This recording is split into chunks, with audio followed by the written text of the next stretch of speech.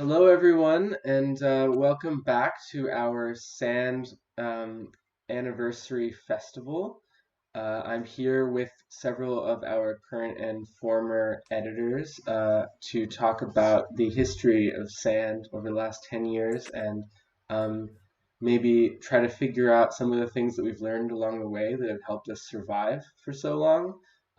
Earlier today, I was trying to figure out whether there's an equation similar to dog years um, for literary journals because it's certainly more than 10 years in that perspective. I think in terms of how many people survive or how many journals survive for this many issues, it's rare. And so I would love to just acknowledge both the four of you here, but also the nearly 80 people who have been on the team for this uh, long ride that has gotten us to the point we're at today, and all of the many hours of work. And until very recently, we were completely volunteer. We now have a very small stipend thanks to the Berlin Senate Department for Culture and Europe. So that's another milestone that we've recently reached. But in general, this is really a labor of love. Uh, for those of you who are tuning in who haven't been part of our festival yet, this is our 10th anniversary festival, and we're also releasing our 21st edition of Sand, which you can order on our website for a special discount this weekend. Um, and I'll just flash the discount code on screen for a second. So if you're interested, just write it down and you can get that 10% off anything. Uh, it's not that, it is that. Sand turns 10 with the numerals 10. Okay, so now just to get started with this panel uh, of how to build a sandcastle, 10 years tides of literary organizing.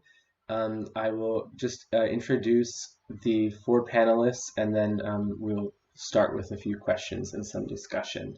So Greg Nissen was our poetry editor of Sand from 2016 to 2018 and is currently based in New Mexico in the US. His chapbook, The City is Lush with Obstructed Views, was released by Double Cross Press.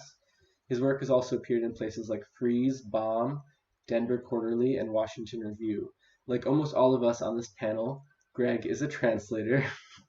um, and he has translated the poems of Anne Cotton and Uliana Wolf, and he's an amazing rhymer, I have to say. Um, Thanks for the intro. Next, we have Simone O'Donovan. Um, she's the current managing editor of Sand, and she joined the team back in 2016, just shortly after I did. Besides her work at Sand, she has had years of varied experiences in editorial, PR, which is pronounced in Irish PR, and marketing, including working with Dialogue Books back when it was a Berlin-based literary agency. Um, Next, Lyz Pfister was my predecessor as editor-in-chief and also held many different other roles at Sand from 2012 to 2017, including managing editor and poetry editor. She also translates film and drama from the German, blogs about food at Eat Me, Drink Me, and recently released a book of stories and recipes called Palette, which you can order online. And the got a plug, and the yeah, unfortunately the launch party for that was canceled because of Corona, but I'm looking forward to eating everything my way through that book. Becky L. Crook founded Sand at the end of 2009 and released the very first issue 10 years ago in spring 2010. She remained involved for the first 5 issues before moving abroad or moving away from Berlin and very capably passing the project on to other Berliners. She's a literary translator from Norwegian and German and has translated the celebrated novelist you've pronounced his name, Doug Solstad, among many others, and she's currently writing her first novel. So I'd like to start with you, Becky, since you're back in the beginning. Also, just to everyone who may or may not have ordered a copy yet, Becky has an essay in there about the origins of sand, where she tells some of the stories of the early days. So Becky, if you could just tell people in your own, however you remember it, what it was like founding Sand and what some of the things that inspired you to do that. What were you responding to in starting this project? Well, I arrived in, well, thank you for the introduction, actually. And also, I have Lyz's cookbook, and I would highly recommend it to anyone. So another plug.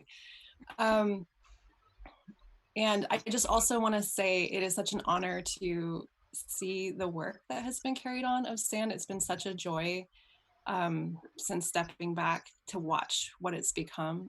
It's all of the people who are involved and all of the passion and energy that has gone into it. And to see each new reiteration is just mind-blowing. And I really love watching that from the various places that I've been. So thank you to everyone who's been involved. When I first arrived in Berlin in 2008, was right around the time that some other English literary journals had stopped their publication. One of them was Border Crossings Berlin, which was founded by Fiona Midzani. And another one was, I cannot remember the name of it, and I've tried to look it up, and I can't remember the guy who did it, and I'm so sorry, but it was this other publication, and each of those literary magazines had 3 issues that they put out, and then they died. And so there was nothing, and I really wanted to volunteer for a literary magazine. And I thought, there's so much energy in the city, there's so many creative people doing creative things, there needs to be something that isn't just German, that's for like the international community to be involved in and have a community around. And so when I found out that there was not one at the time, I had some experience in the States working as a managing editor for a journal. So I had the experience of what you needed to do to at least work in a journal. And I had also worked as a communications manager in the US before. So I was very organized. I had all the administrative skills to make a publication. What I didn't have were very many connections in Berlin and much knowledge about how to start a journal. So I went to the 2 founding editors of those other publications and talked to them about what were their biggest learnings. And what I came away with was to start in moderation. Both of them were more flat, like, I don't want to say flash in the pan, but they started very big and bold, and then they couldn't sustain that level of boldness. And so in my mind, I thought, okay, we have to start something very small and very modestly. Whatever it is, it has to be modest. And for example, I think they started production with over 1,000 print copies, and then they ended up having 800 of them in their parents' attic or something like that. And so we started with a run of 250 copies and just wanted to see, it was more of an experiment to see if it would work. The other thing that I came away with was how important it is to have good people around you. So I immediately started looking for, issue 1 was sort of thrown together as an experiment to see what kind of interest there was out there. I think we could have taken a lot more time to put that together. But it was more just to see if people would be drawn to it. And once people were drawn to it, we started recruiting a lot of really talented and gifted and passionate people who wanted to be involved. And that's when I think the work of Sand really took off. And so I would say that in my memory, which is foggy, I'm sorry, I've been parenting during this whole quarantine and working, so my brain is like mush, but it's, in my memory of it, it was sort of a scrappy coming together in the first few issues. We didn't really know what we were doing, but we tried to do everything on a small scale. And with my administrative sort of know-how, I was able to create a structure, which was very important. One of the other founding editors, the one whose name I unfortunately cannot remember, he told me, you know, the reason that they failed was because they didn't have a work ethic. And so that was very important for me from the very beginning, to have a schedule, a work ethic, sort of a protocol for how to organize running a journal, which, as you all know, is actually a lot of work. It's a lot of herding cats, or fleas, as they say in German. So we put it together, and once we started getting about a team of about 7 people, and I was able to sort of see what patterns of structures we needed, then we were able to start producing it. But it was, I would say, up until issue 5, it was really a bit of chaos with some great parties thrown in. That is an excellent segue to my question for Lyz, which is also about structure.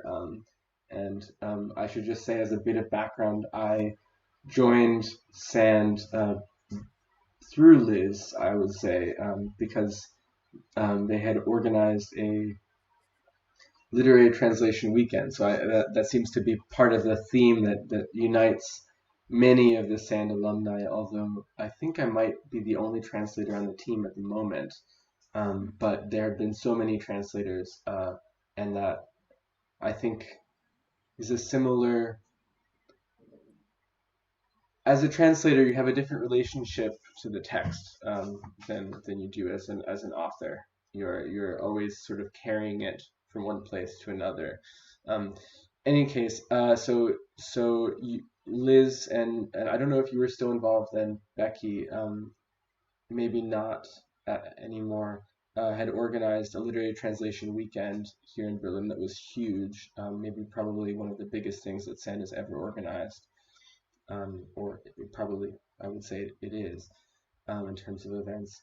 And you brought all these people together, and then we met. And I really enjoyed that, all of the workshops and the brunches and the readings that you put together. So this is my memory of that history in 2013. And but it seemed that you had really this sense of structure. So to get to the question, you really had this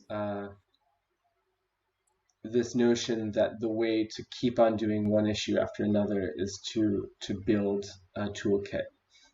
So maybe I was wondering if you could tell us a little bit about that, and how you realized that, and how you tried to stick to it and keep it going. Well, I mean, I think what Becky said is absolutely true.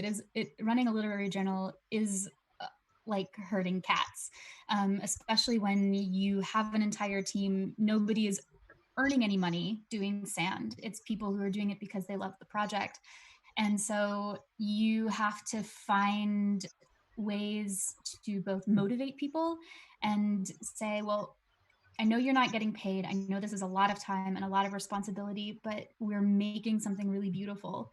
And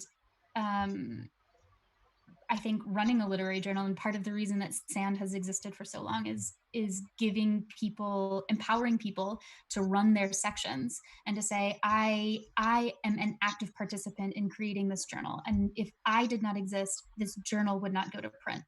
And so recognizing that people need also to feel really involved, but maybe sometimes are like, well, I don't know what timeline this needs to be done on, or what schedule. And I will say the toolkit that Becky set up was phenomenal. I mean, and there was an editor-in-chief, so Christina, because I joined on issue 5, so Becky and I overlapped for one issue, and I joined as copy editor.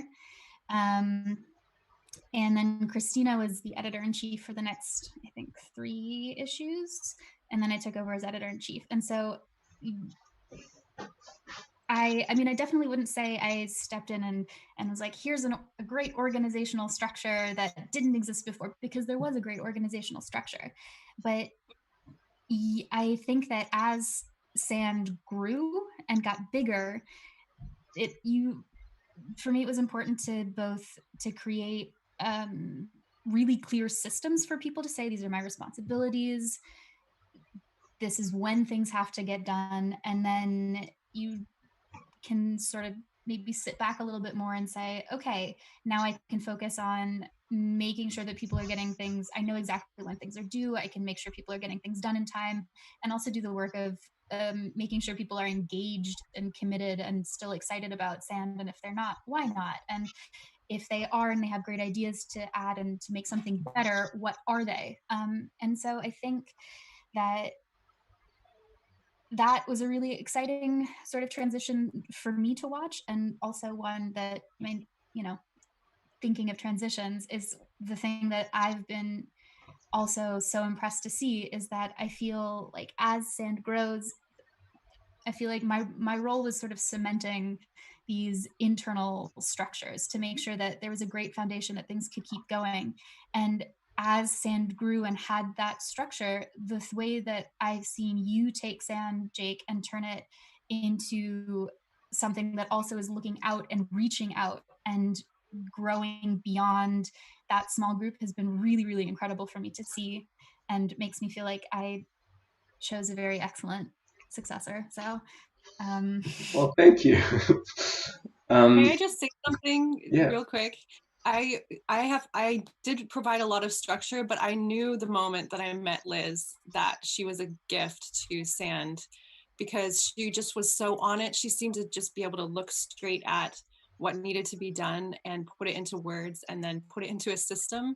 And so she was just an incredible bonus. I mean, like an incredible gift to the sand team and to the development of sand. And I don't think that it would be what it is now if there hadn't been that step of Lyz being on the team as a managing editor. She was just incredible. And I'm sure that as chief editor, you were also just as incredible. So the value of having really good people around you who are willing to do that, and who don't have to be prodded, but who do love the project, but are also not only passionate, but have a good ethic and are organized and can see what needs to be done and take initiative, is key to keeping a journal like this going. Yeah, absolutely. And I think that our experience over time, I mean, there are some things that you really learn from your predecessors, and then there's other things that that you admire in them, but you just aren't the same person, and you don't necessarily bring the same skills to the table. And I think that was what was interesting in seeing the things that you were so good at, Lyz, that I realized that I wasn't so good at. And gradually, Simone. Hi. Enter Simone. Yeah. And I think also understanding your own strengths and weaknesses, and finding what things you enjoy doing, and what things you mess up. And then if you mess them up multiple times and there's someone else who's really good at them, then maybe that should be their job. And that's something I think that we've definitely done over time, is move jobs around as long as it was clearly defined. Yeah, I mean, I think also the people that I have worked with on sand are some of the most talented and motivated people that I have ever met, which I think is why sand has also been around for so long. And I think that it's also important to recognize gifts in other people that you may not even, that person might not even see in themselves. And I think, I mean, for me, that was also very much the case. How much I learned about myself through sand by having other people on the team who believed in me and said, yeah, you can step up and you can do this. And I said, can I step up and do that? And I did. And I was like, that's such an invaluable lesson for me to learn about myself and my capabilities. And I think that was one of the things that I really tried to give back to other people as when I was editor-in-chief, to say, I see the skills and the strengths that you have, and to help people also learn and grow, because I think it's important, yes, we're making a beautiful thing, but I think it's really important to also get something from doing this project as well. And personal growth is, I think, also. And that was, I mean, and the generosity in seeing other people's skills. I like when you said that you were going to step down as editor-in-chief, I looked around and I was like, oh no, what are we going to do? Is Sand over? And then you offered it to me, and I really wasn't expecting that. I think it was that there was this sense that you saw something in me that I didn't see, and that was the biggest compliment.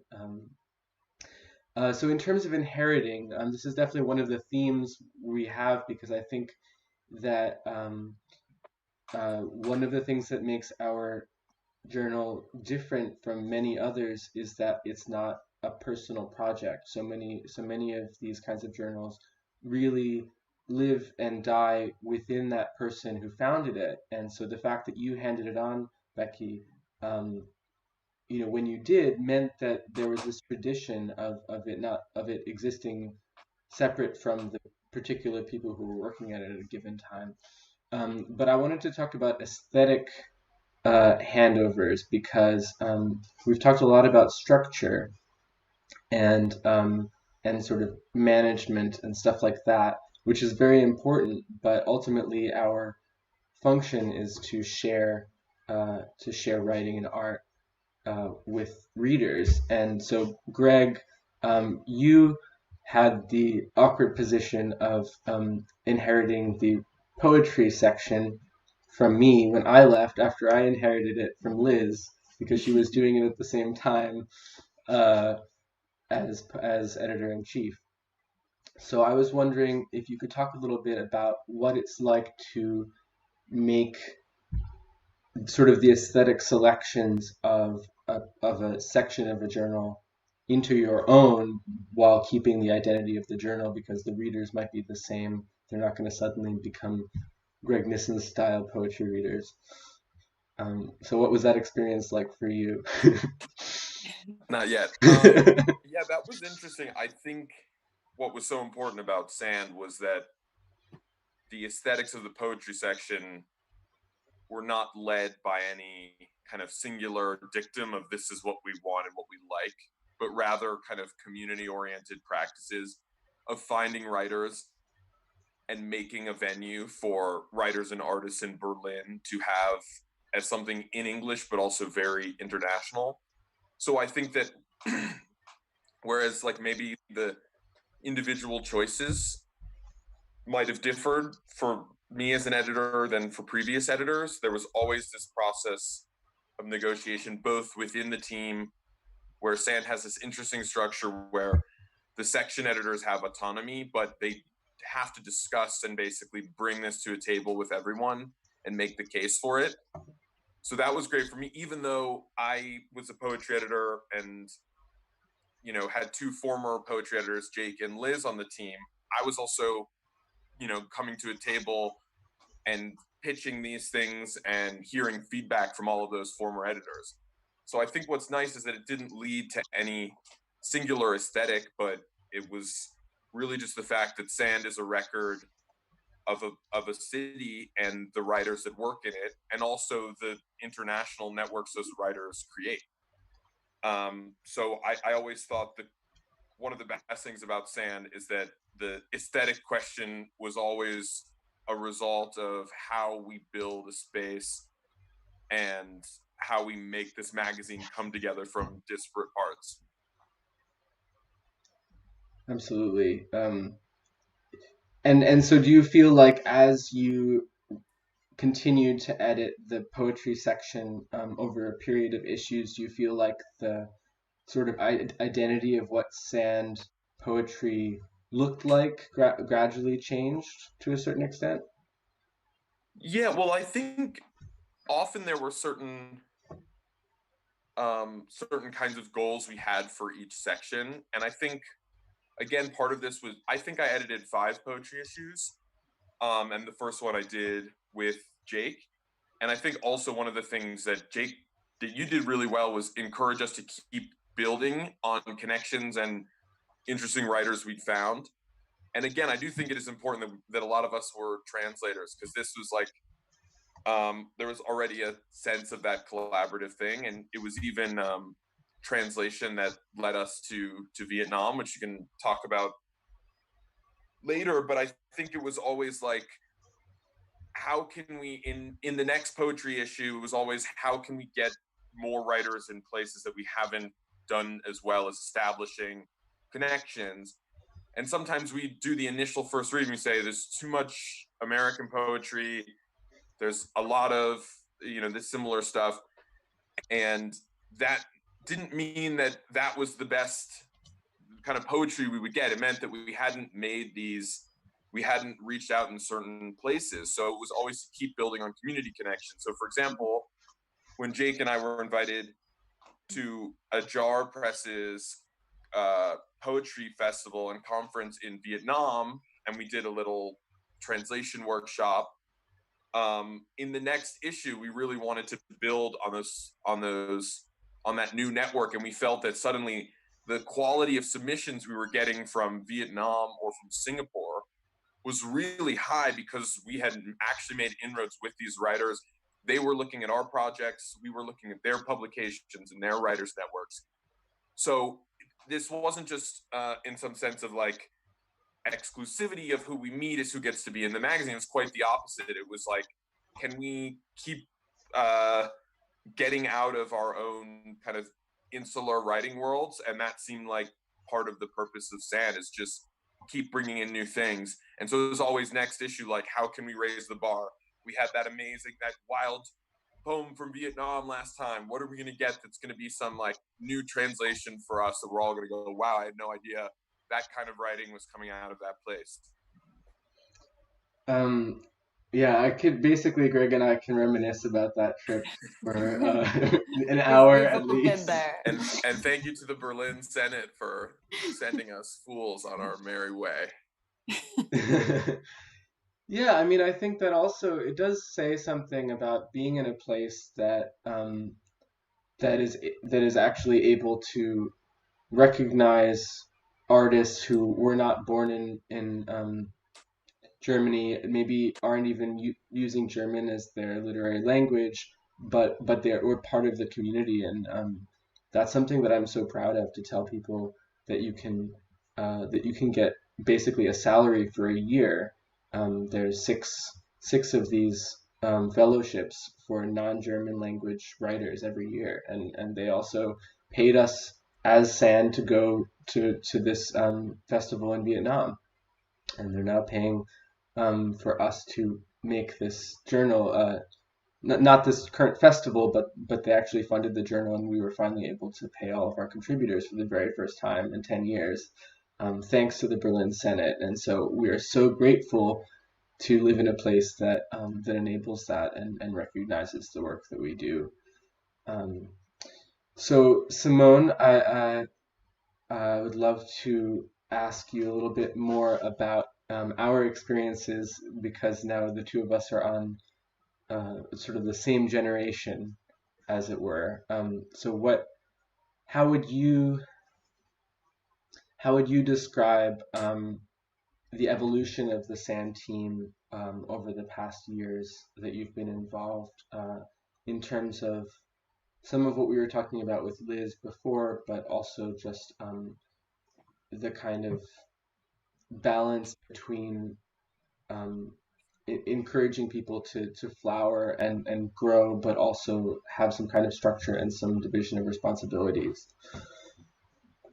Yeah, I think that's a good question. Lyz kind of touched on it, but basically when Lyz stepped down and Jake and I came forward, I think that marked this kind of more external perspective that Sand had, or external facing, and then also a lot of international stockists and fairs and so on.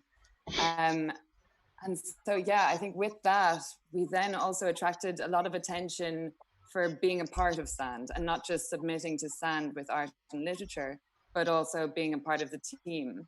And then we started, I think we've always had quite a steady stream of very talented people, like yourselves. And that stream has never lessened. It keeps picking up pace, and the talent we see come through our inboxes is just shocking. And then we have a very strong team right now of about 15 people. And I think we've definitely got the biggest team we have had in the last, or at least now, or maybe in the last few months. 15 has usually been the max.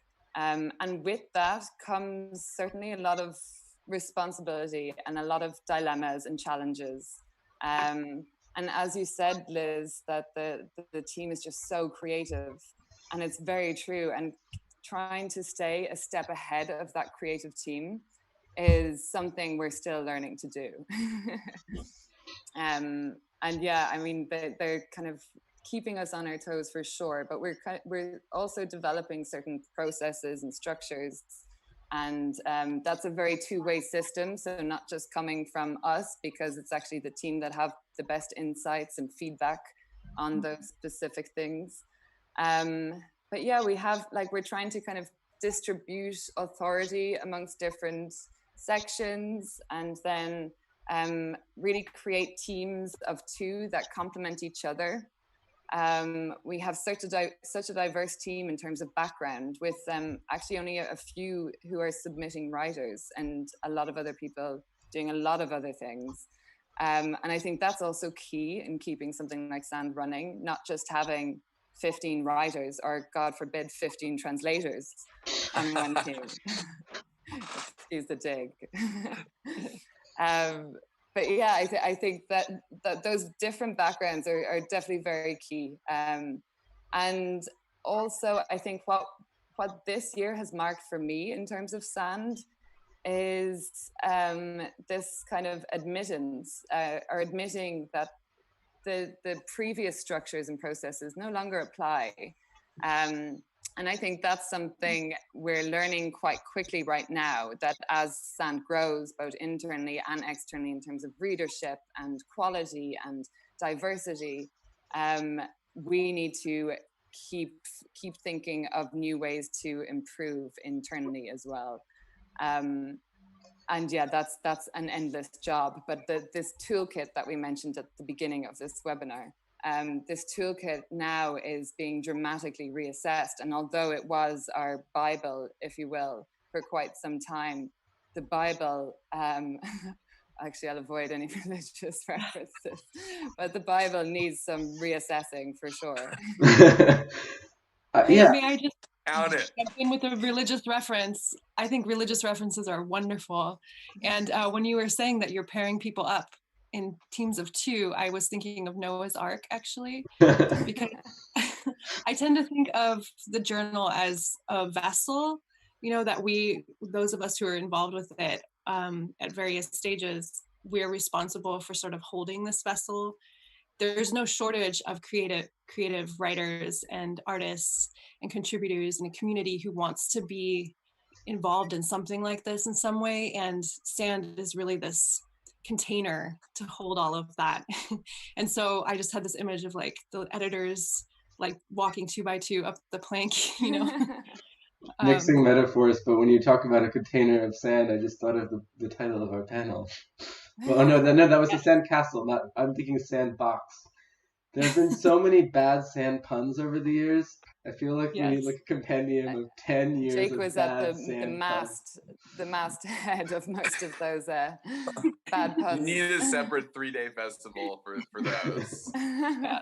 Although I will say I was amazed that to hear when we first reconnected, because Becky and I had never met, and we had been on the phone maybe once. But when we first reconnected, and you were actually here in Berlin for the, I think around the time of the Frankfurt Book Fair, and you told me some of these stories, that you had carried around sandpaper business cards, and that someone was actually like using them on different surfaces. Yeah. I thought it would be really funny to make the business cards out of sandpaper. So I first had to look up what a hardware store is called in German, and because I didn't know, and then I went there and got sandpaper and printed them off on my boyfriend's laser printer. which he was like, don't do that because it's going to break. Right? I only printed them when he was gone. So, and then I would just sort of do it secretly and then cut them out. And I had only a few because they were very expensive and hard to print. And I went to the American Academy, and there was an American author who was reading, and I handed him a card, and he was like so enthusiastic. He just grabbed all of them out of my hands and started like rubbing them all over the place. So that was the end of the Sandpaper sand cards, which was kind of ridiculous, but I just thought it was funny. Yeah. You can add that to the list of bad sand puns or metaphors. So I just want to take a comment. I don't know if you noticed I was distracted because I couldn't see the comments, but now I have actually figured out how to click to see the comments. So we've got a lot of people saying nice things about you guys. Ashley, I'm not sure if it's Ashley who's on the team, says, Lyz, you're incredible at seeing strengths and giving people the support they need to shine. I hope it's that Ashley and not a strange Maybe you Ashley. have another Ashley, but that's the sweetest comment. And Christina, so Christina was supposed to be on the panel today, but she's in the middle of a crazy day of lots of other discussions. But she says, so great to see you. And someone named George says, love your passion, guys. So it's really nice. We're sharing this with the world, but I do feel the appreciation, and I'm just so proud of what we've all done, and it's like something that no one person can take credit for. And, I feel like I happen to be holding the Olympic torch at the moment when we crossed this 10-year finish line, but there were so many people who carried the torch. I mean, it's even a bad metaphor because it's like always a collective carrying of the torch. But that's, I think, something that it builds an inertia. That you there's this, when you passed it on to me, Lyz, and that made me the 4th editor-in-chief, I realized, okay, I do not want to be the one to drop that ball. There's a sense of responsibility that you wouldn't have after the 2nd or 3rd issue, I think. Okay, so we have some more questions now that I finally found a comment bar. So back to Becky. I guess if you can think back to your time at Sand, also maybe to just your time in the sidelines of watching things from a distance, what would you say some of your lessons that you've learned? So let's say someone is watching now who is interested in starting a literary project, whether or not it's a journal or even another kind of artistic project. What would you tell them to avoid, or what would you tell them that you think you learned? One, you already said to start small, but were there any other things? Start small or modestly, unless you have a big funder backing you, certainly. But I think one of the things that I really learned, and also in watching the multiple generations of Sand, and I already mentioned this somewhat before, but it's really just to find good people who are just excellent at what they do, sometimes even better than you are yourself, recognizing that and then empowering them, like Lyz said.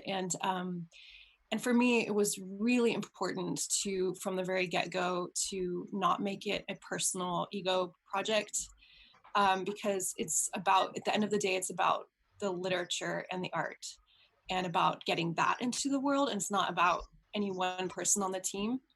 And so I know that there are other literary magazines that have a different approach that are based around the one person or their vision. And some of those work very well. But in this case, it was important for me that we have a spirit of, let's see what you can do and how you can shape this. And curiosity, I would just say, like the spirit of curiosity.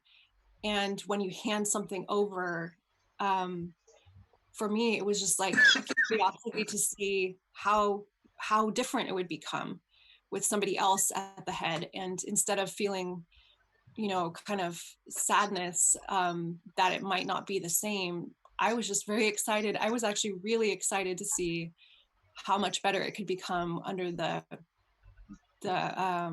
banner of the people who took it on from me. And then with each new iteration, I've just watched from the sidelines in excitement to see, oh, what are they going to do with it now? And I really love the approach that you guys are taking with this new generation of sand, to broaden it out and really reach perspectives that are underrepresented. I just think that's brilliant, and I love to watch it. And I think that's one of the unique things that I see about sand is this,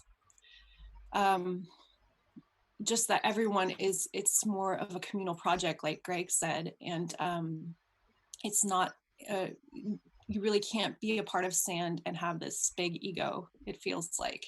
Maybe you'll change that, you guys, I don't know. I don't think so though.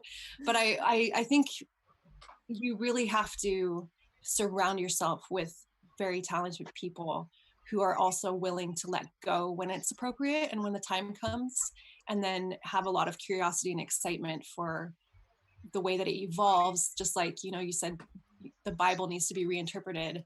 I think, you know, just as languages that are no longer used are dead languages, like a journal needs to constantly be in flux and constantly be stretching and adapting. So I don't know what else to say besides that. Those are my chief lessons learned. Like, find people who are better than you and then empower them and be modest. I think they're pretty key lessons. Yeah. And I think especially the your point about how a journal needs to adapt and, you know, be agile and remain innovative. I didn't actually think that when I first arrived at Sand. I didn't think it was going to be so fast paced. Like, you know, coming to a nonprofit is not something you really associate with it. And then quickly learned that, you know, it changes from issue to issue, not only audience, submitters and team, but just taste and aesthetic and values and philosophy. So I was super surprised by that. Yeah. Mm-hmm. I really like what you said, Becky, also about like find people better than you and you know, learn when to step down. I feel like because of the trust that former editors put in me when I became the poetry editor, I was actually excited to pass the torch because I felt that Sand had been very important for me in learning all of these ways in which like one can take care of a literary community and create this object. And so I felt very excited, like someone else should have this opportunity. It was like a really excellent experience in my life. And I think that sense of continuity is also Sand's particular odd sense of continuity that you know, that editors, I think, are happy to send things forward and not kind of hold on to them as this is my individual mark, but to go, okay, who's next up, and let's see where they take things, and let's see how we can keep the journal pushing forward.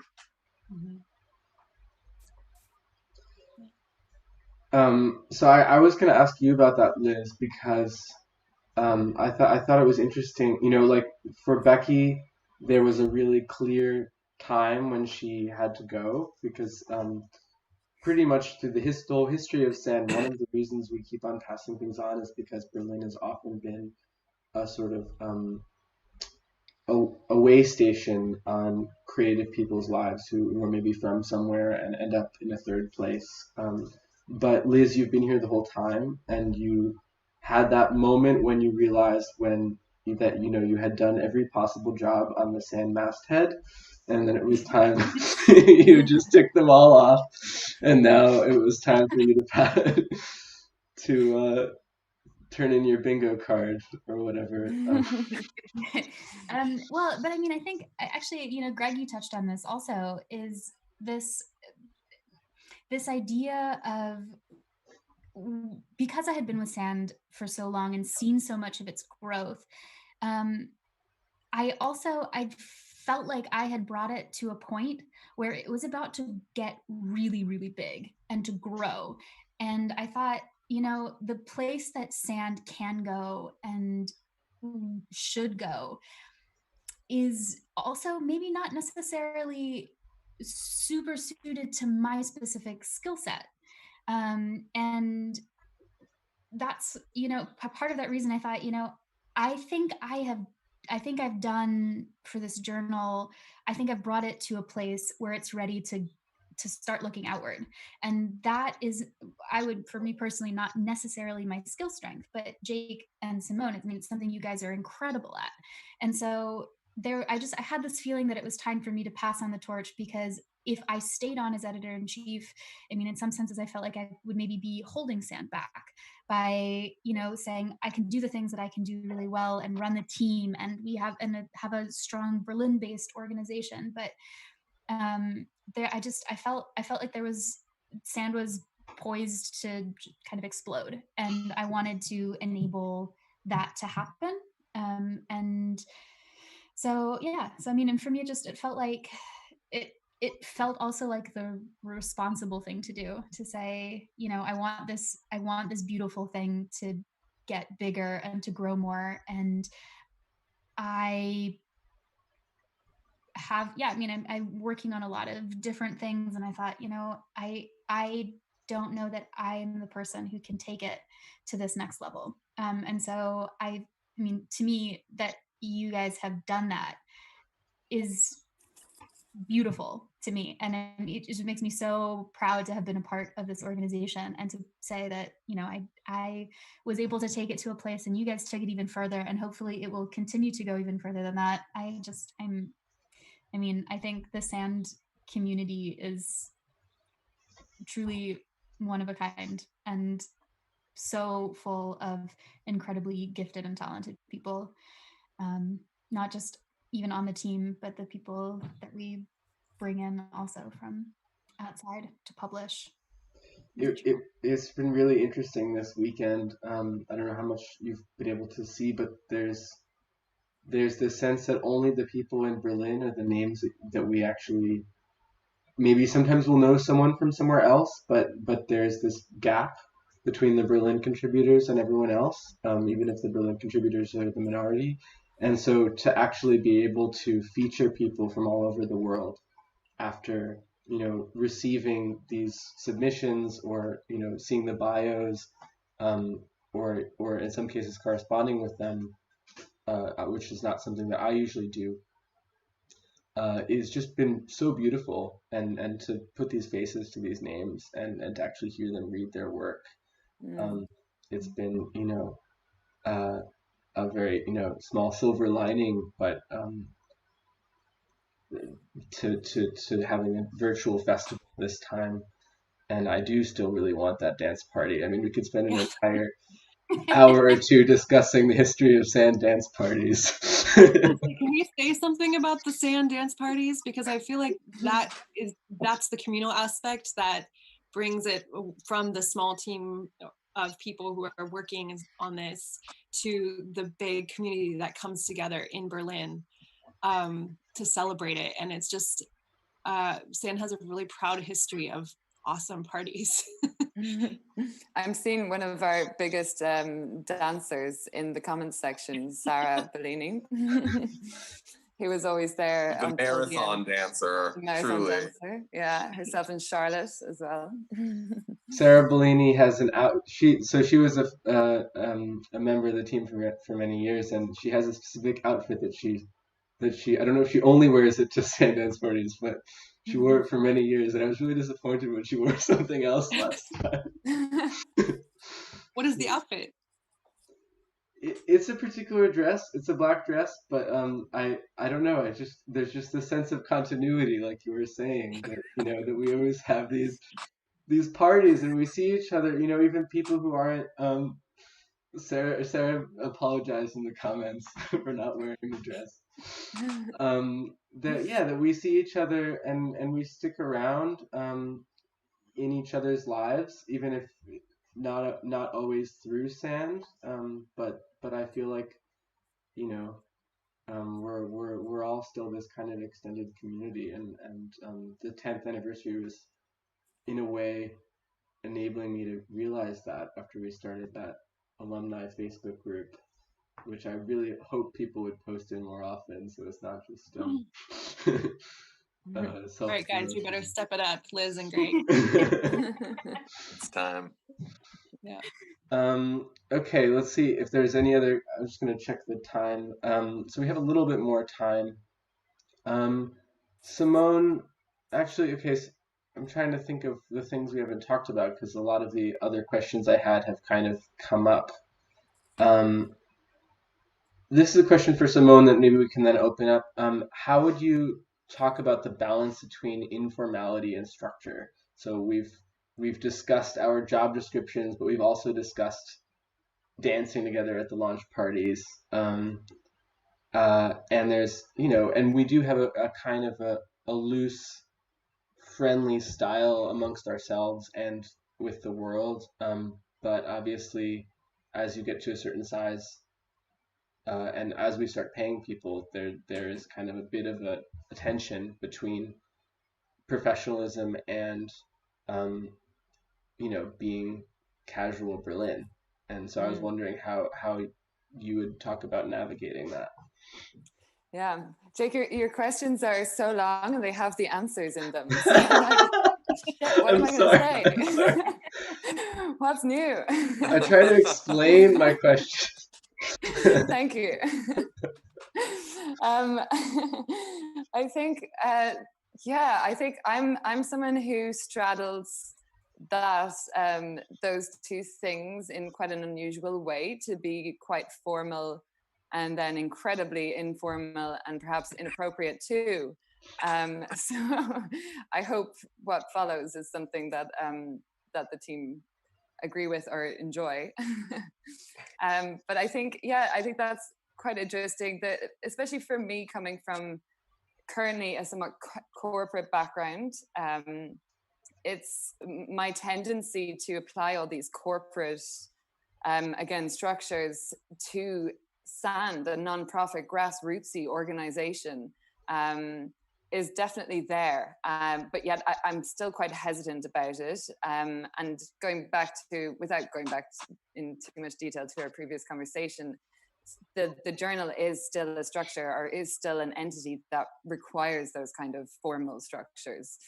But yeah, I think in terms of relationships in the team, that's something everyone takes quite well. We have a lot of different characters, and again, people coming from different backgrounds. So people working, 9 to 6 jobs, and people working freelance, and people in cafes or restaurants or bars. So somehow SAND has always kind of found, I feel like, its collective voice quite nicely. And I don't know if that comes down to the people we take in, but the people that are attracted to SAND, they're attracted by a voice. But we've always, I feel like that the unit that we've become has always been something quite collective. There's like a collective consciousness around what we're exuding. Oh wow.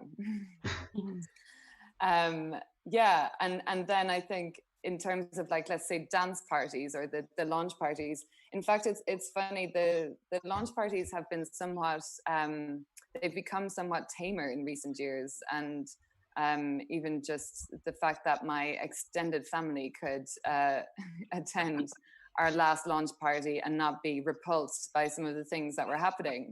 In fact, extremely impressed, is test to that. Or so I think what we found as well, we have matured, I think, as a journal and as a team. Not too much, don't get afraid, but we have matured somewhat. And also our launch parties, we found that a lot of people wanted to connect and wanted to network and wanted to have these moments for dialogue and for conversation and community building, and not just dancing to techno on a dance floor, which I guess is a great transition to kind of currently be a part of. I don't know if you were just dancing to techno on dance floors, though. I would assume it wasn't just that. I think specifically not techno. That was true. The dance party was the 2 times a year where I could dance to not techno.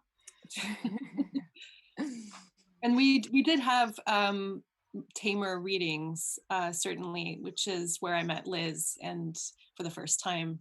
I think some of the launches were more wild than others, but yeah, but I like the transition to also allowing for some dialogue. That's great. Yeah, and I think our events team, both current and previous ones, have really, managed to strike a good balance there. And you'll have people coming in for the later half and people coming in for the early half, but generally the readings and the performances are what connect the two different groups, which is really, really nice. I also think that something about the Sand events, especially that aren't, besides the launch parties, that has been really nice is that because we're actually a journal and that's our main focus, our non-launches can be extremely random compared to other organizers who have maybe a reading series once a month, or a bit more of a particular format, like the Reader and the Berlin Writers Workshop, the two writing workshops here in Berlin. We'll have much more traditional readings to a certain extent, whereas we had a candlelit reading in a cemetery last year to celebrate Elizabeth Barrett Browning's 213th birthday, and that was amazing. We collaborated with two sort of immersive theater directors who work here in Berlin, Just Parath and Karina, can't remember her last name, and it was just so much fun, it kind of coming out of the blue, and the entire audience got covered in wax because we were all carrying candles around the cemetery to these different poetic scenes, and that just felt so Sand, but it was also something that a lot of other organizations would not have done because it maybe wouldn't fit their brand or their style. Also, what was lovely about that event, it really was quite intergenerational. You saw a lot of older people that we normally didn't attract, and then also really young kids, which also we normally didn't attract. And then the same went for our summer reading in Tempelhoferfeld, where we had, quite a nice mix because of this exception to the location. It wasn't in, for example, that grimy loophole on Bodinstrasse where you had to crawl underneath toilet doors to escape. We had some great parties at Loophole, though. I love those parties. I did too. Jake, I see a really good question in the comments, actually. Talking of voice. Legenda Shepherd. Okay, so we've got a past contributor writing in the comments section from a few years ago. Is that, well, I think it was, anyway. Talking of voice, have you noticed trends in contributor voice over time? Is that something you set out to manage, or does it happen organically? I don't know. That's interesting. I guess maybe those of you who have been reading it the whole time, I would say the poetry has definitely evolved and become a bit more edgy than it was when I started. God alone knows, yes.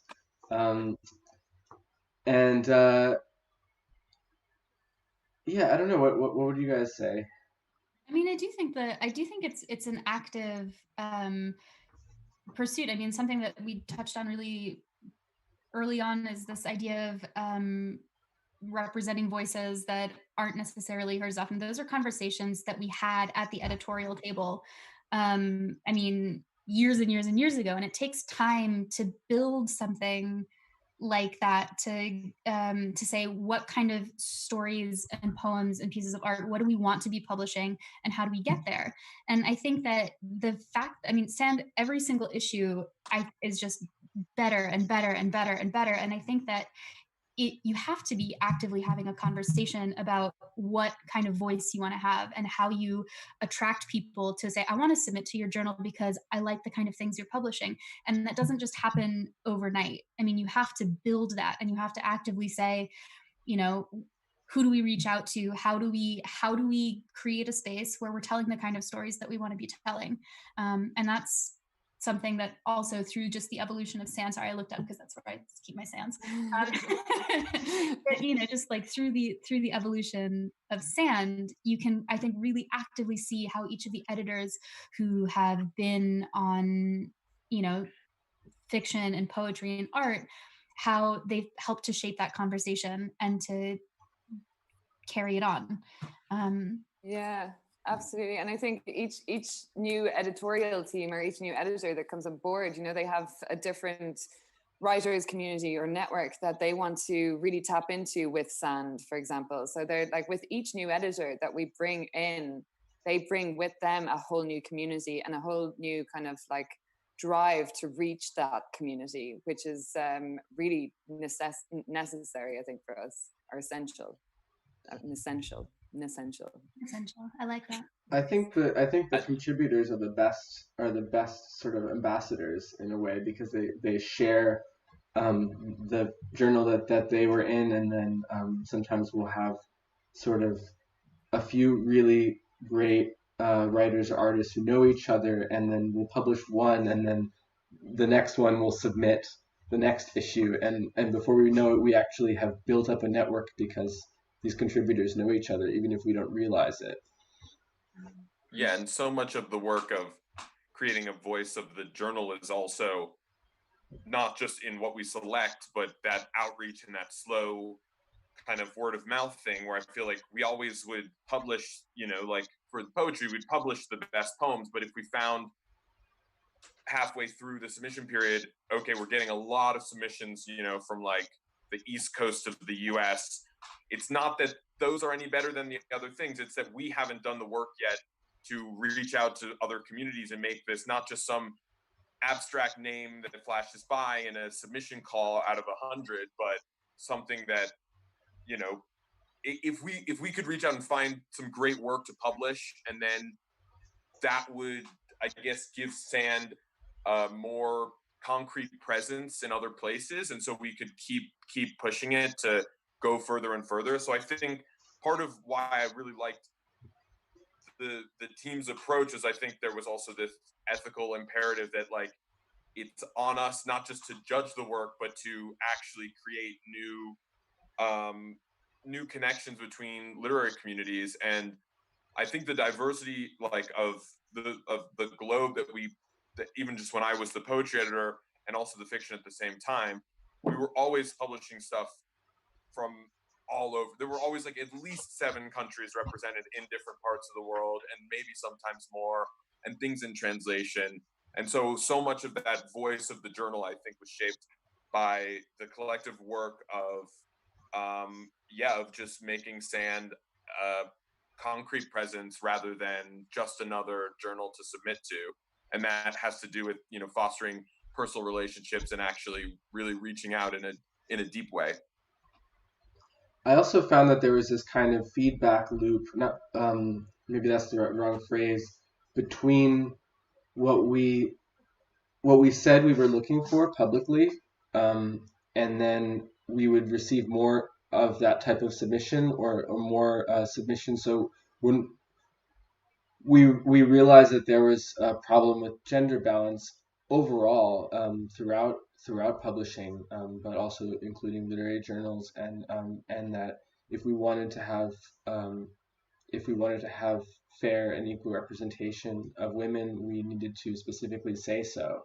And if we wanted to have more writing by queer people, then we needed to specifically actually put that out there. And the minute we started doing that, at first, maybe it seemed just like something that people say that they would like, but then actually publishing a diverse selection, not just because you're ticking off boxes, but because you have all kinds of different stories that you're not seeing on the bookshelf or that you're not seeing in some of these other journals. Then I felt like the process of first saying it and then publishing it, and then the next time around, these submissions sort of arrive much more organically because it reflects what we've been doing and not just maybe some kind of political idea. right, people see that you do actually publish those things, and not just that you're not just asking, you do all the work, give us more diverse submissions. You're saying that actually these are the kinds of things that we promote and amplify. And I think that encourages even more submission, just even more submissions from certain communities than just saying, this is what we want, pull it out of the air for us or something like that.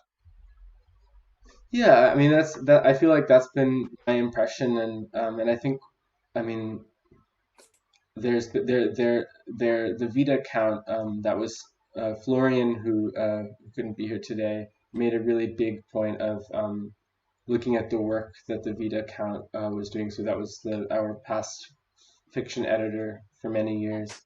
And Ashley, I think Ashley, current fiction editor, did a lot of work there. And and Ashley has carried that on and made it a huge priority in terms of when we finally have our list. So we read things blind. We're not looking at people's identities as we read, but we're also, when we get to the end of the process and we're deciding what to publish, we definitely make sure that we do not publish a very skewed privileged issue, because there are plenty of other places for that will do that, and there's many places that will unfortunately not have the priorities about just different kinds of stories. And so that's been something I think that's been really important to us in terms of what we've been publishing. Okay, so I think we are running out of time. So I'm just going to ask one last. Can you read a poem as well while we're here? Oh, from the 10. Yeah, sorry, not any poem. Okay, so first of all, everyone who's watching this and hasn't been following the festival so far, we've got this open contest. So if you go to our website at sandjournal.com/live, you can submit a 10-word poem for a chance for pretty much anything you would like, any past issues or current issues or subscriptions on our website for free. And we're reading them out over the course of the weekend. So if I can find some of these.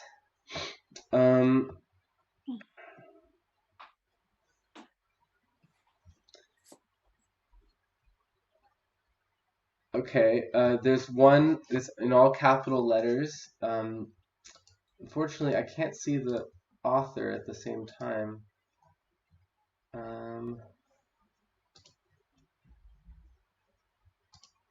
See if I can find it.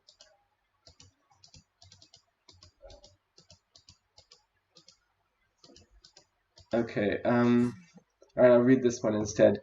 Here, a circle of bloodletting. Here we bury milk names. Oh, sorry, I read that already yesterday. But that one was by, Ojo Taye. And I will try to find one more.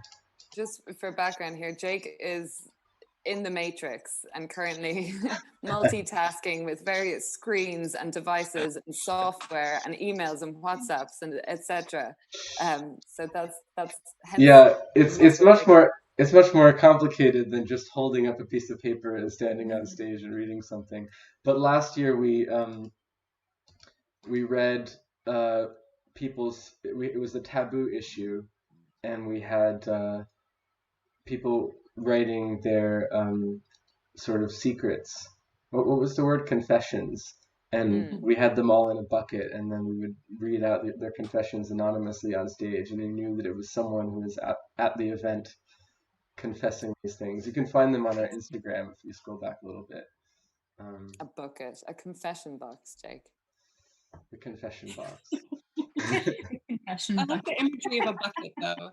Confession bucket, yeah. A secret bucket. Okay, I found the one that I wanted to read, which is by Roger Mason. Clod, lump, spade, grunt, fork, muck, seed, plant, grow, feed. 10 words. and it was inspired by growing vegetables. I thought for a second you said Graham Vegetables, like that was an author's name.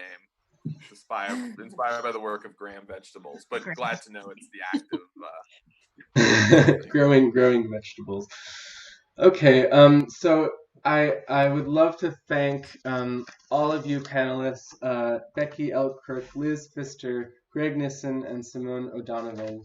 And for everyone, if you are interested in some of what we talked about and want to hear a bit of the contributions from the current issue, we have session 3 of the festival coming up tomorrow in your time zone. I won't confuse you by telling you what time it is here.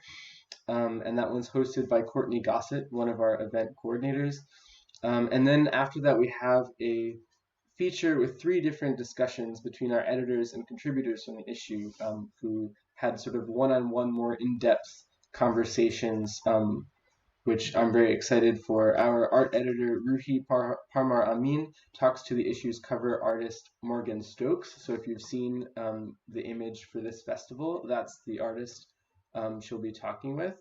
And Krista Siglin, one of our poetry editors, talks to the poet Rukmini Kalamangalam, whose reading you might have seen today. Rukmini is incredibly eloquent, and I really recommend hearing her speak. And our 2 prose editors, Ashley Moore and Melissa Richer, have a conversation with our contributor, Carla Marufo-Uchim, and her translator, Allison A. DeFries. So I hope you'll join us, and thank you so much for watching our conversation, and see you tomorrow. It was lovely to Yeah. Thanks, everyone. Great to see you. Thank you.